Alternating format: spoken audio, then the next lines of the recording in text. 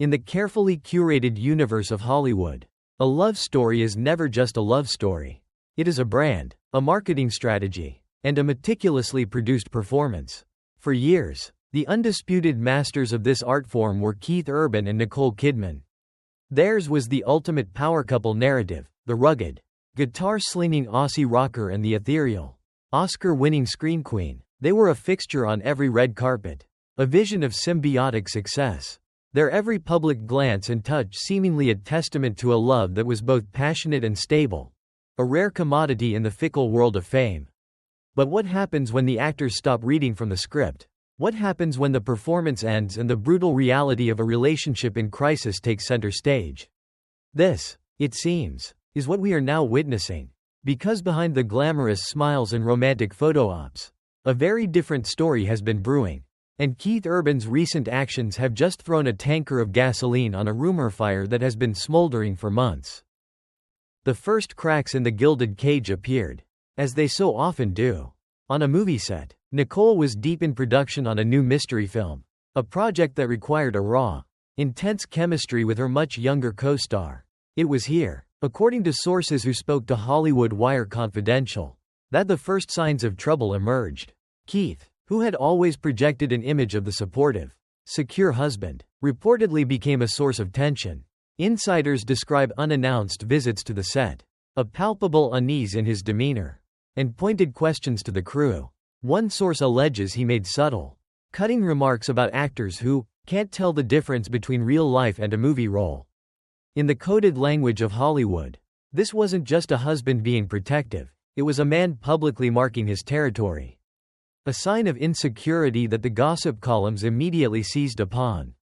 Then came the evidence that needs no anonymous source, the paparazzi photos. Every celebrity couple has their tell, a non-verbal signal that the facade is crumbling. For Keith and Nicole, it was a dinner at a Beverly Hills restaurant that spoke volumes through its silence. There were no smiles for the cameras, no casual hand-holding, just a tense, rigid distance between them as they walked to their car. Their body language was a masterclass in feigned civility. That awkward, almost painful choreography of two people pretending everything is fine for the cameras. In the world of celebrity analysis, this is the equivalent of a formal declaration of war. Social media immediately ignited with the hashtag are they over? While the more salacious gossip blogs began running with unsubstantiated claims that Nicole had been spending late nights at her co-star's apartment. When the media machine senses blood in the water, it moves in for the kill. Entertainment Buzz reached out to Keith's team for a comment, and the response they received was colder than a studio executive's heart. Keith is focused on his career and appreciates privacy at this time. This is not a denial. In the carefully constructed lexicon of celebrity PR, this is a 5-alarm fire. It's the official code for, yes, something has gone terribly wrong, but we are not ready to confirm it yet. Meanwhile, Nicole played her part with the cool, calculated precision of an A-list actress. In a subsequent interview with Variety, when asked a gentle, probing question about her marriage, she smiled that enigmatic, million-dollar smile and delivered a line that was both elegant and devastating. Some things are sacred, she mused. What matters most is honesty. Honesty. In Hollywood, that single word, delivered with such serene poise, was a masterstroke. It was not an accusation, but an implication, a subtle, perfectly timed volley that positioned her on the moral high ground. The internet, naturally, spiraled into a frenzy of interpretation. Was she calling Keith dishonest? Was she hinting at a deeper betrayal? What began as on-set jealousy and awkward photos had now escalated into a public chess match played through the media. The perfect couple had stopped performing their love story, and in doing so, they had just greenlit a far more dramatic, and perhaps far more profitable, production, the story of their collapse. As the initial shock of a potential breakup rippled through the fanbases, a darker, more cynical narrative began to take shape, one that reframed the entire relationship not as a romance, but as a long-term business merger. An anonymous insider, claiming to have worked on the couple's management team, dropped a bombshell allegation that this picture-perfect marriage had been struggling for years. The public affection, the red carpet chemistry, the loving tributes at award shows, all of it, the source claimed, was part of an elaborate agreement to keep up appearances for the sake of their intertwined brands. In this telling, the perfect couple was less a relationship and more of a Hollywood contract with emotional clauses. This narrative was supercharged by a specific and deeply telling anecdote. Reportedly, Nicole had been pushing for Keith to take on more film scoring opportunities, a move that would have allowed them to align their careers and spend more time together in Los Angeles. Keith, however, allegedly refused, bristling at the suggestion with a quote that would soon go viral: "I don't want to be Mr. Kidman." That single line, whether true or not, was a goldmine for cultural commentators. It sparked 1,000 think pieces on Twitter about masculinity, ego, and the complex power dynamics that exist when one partner's star power threatens to eclipse the other's. It painted a picture not of a supportive partnership, but of a quiet, simmering resentment.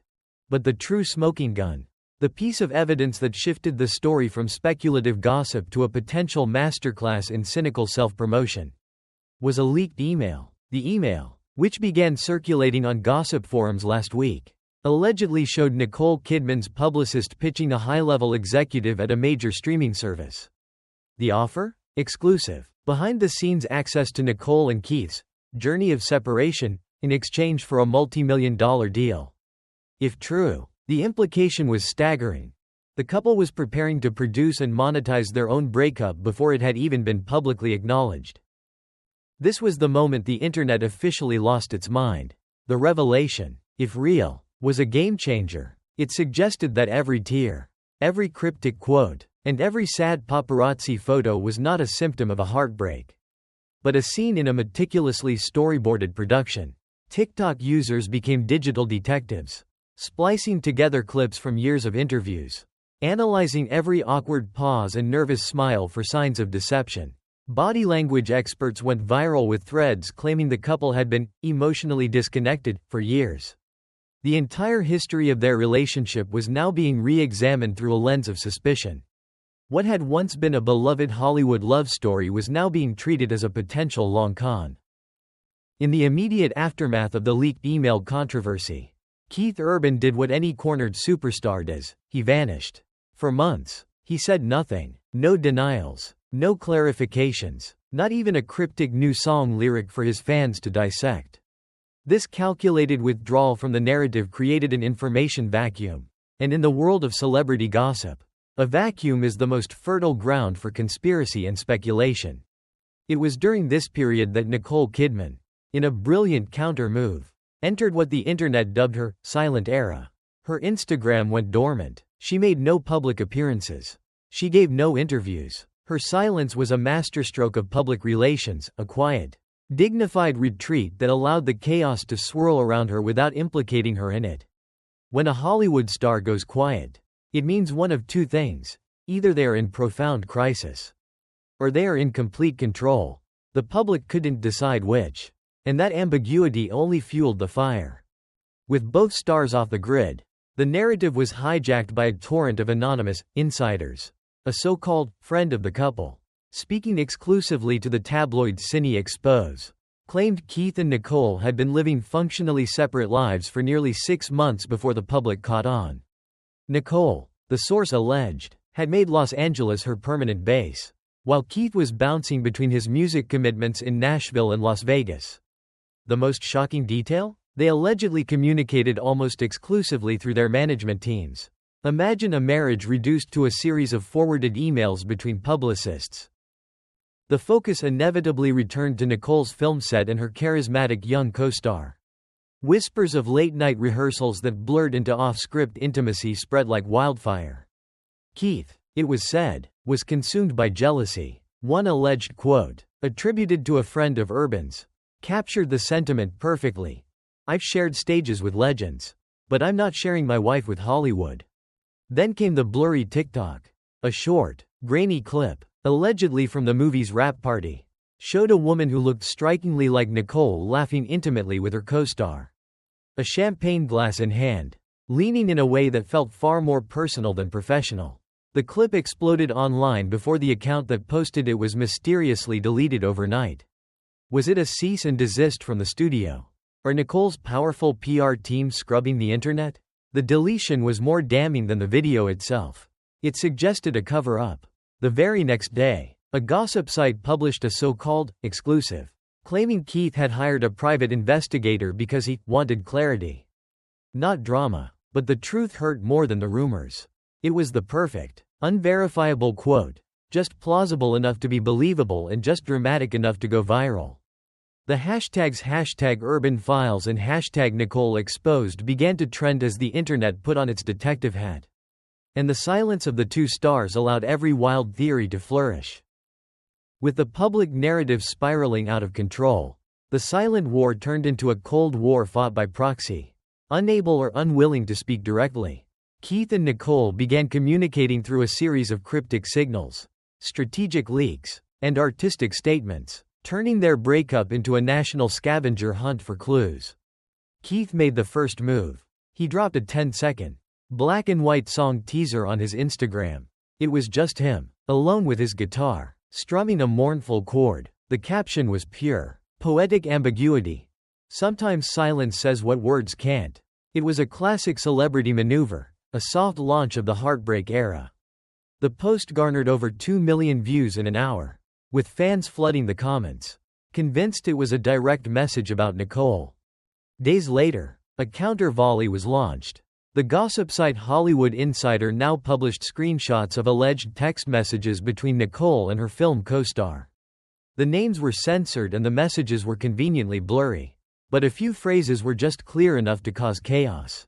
"You make every scene real," one message read. Another said, "Can't wait till tomorrow night."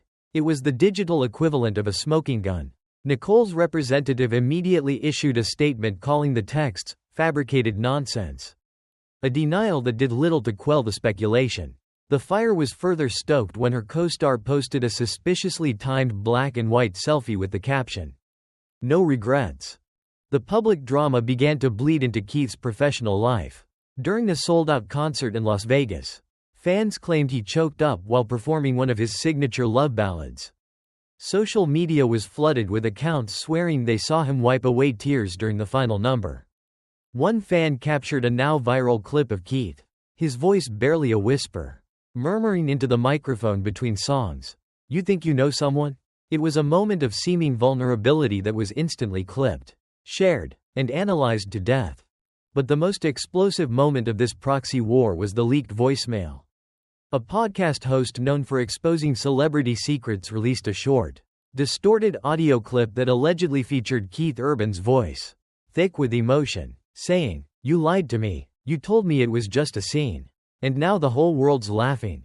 The clip spread across social media like a virus before being scrubbed from most platforms for copyright infringement. By then, it was too late. The damage was done. Nicole's team dismissed the audio as AI-generated trash. But the court of public opinion was largely convinced.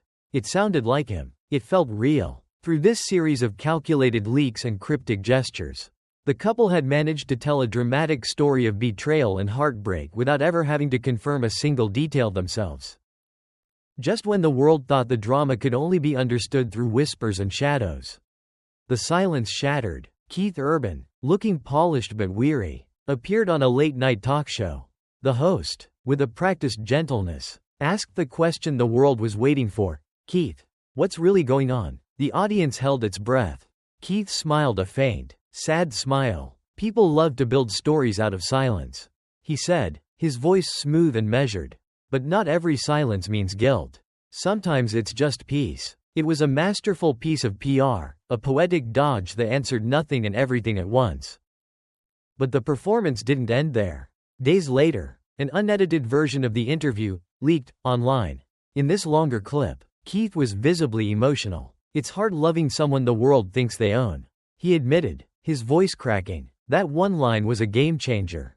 It instantly recast him as the victim, the heartbroken artist struggling under the weight of his wife's mega fame. Suddenly, Keith Urban was America's sad cowboy, and the narrative tide turned swiftly against Nicole, who was now painted as the cold, ambitious ice queen. This new narrative was bolstered by a fresh wave of insider stories. A former stylist claimed the couple had a blowout fight before the Oscars, where Keith accused Nicole of using their marriage as a PR accessory. Another source alleged Nicole had stormed out of a business meeting, yelling, "I can't babysit his insecurities anymore." None of it was confirmed. But in the world of celebrity gossip, a good headline is better than the truth. Leaked financial documents showing the splitting of joint accounts only added fuel to the fire. Just as the internet was ready to convict Nicole in the court of public opinion, she launched her counter-offensive. She appeared on the cover of Elle magazine, clad in black, under a stark, powerful headline, "I'm done hiding." In the interview, she never mentioned Keith by name, but she didn't have to.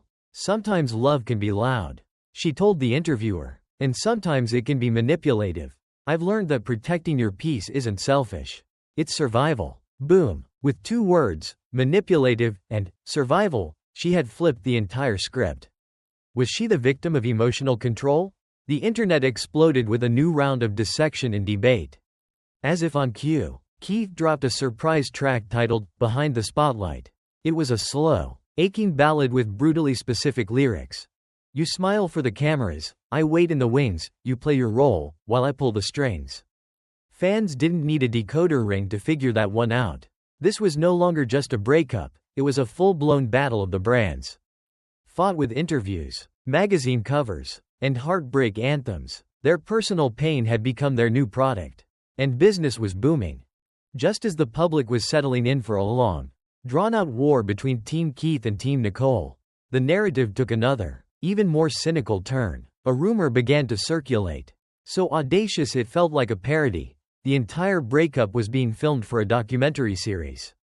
A major streaming platform, The Whispers said, was producing a 6-part exposé titled Urban Legends, Love, Lies, and Fame, with the tagline, "When the spotlight fades, the truth begins." If true, it meant that the scandal that was supposedly tearing their lives apart was actually a pre-planned, co-produced media event. The heartbreak wasn't just being monetized after the fact, it was the product itself.